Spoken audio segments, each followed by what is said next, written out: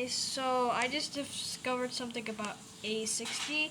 So apparently, this is A-60's near sound, right?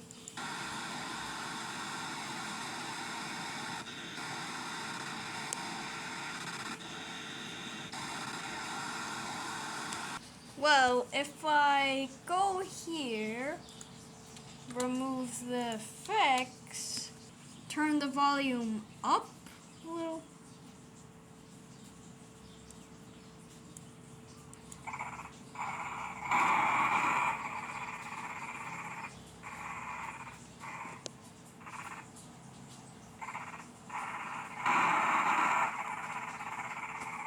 It sounds really similar to A-120.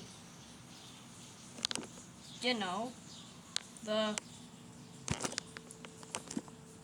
this sound.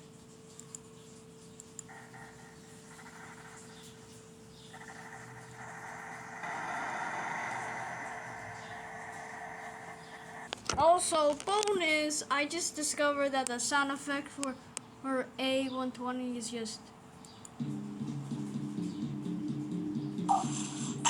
random drum noises. Like, what the hell? I did not expect that.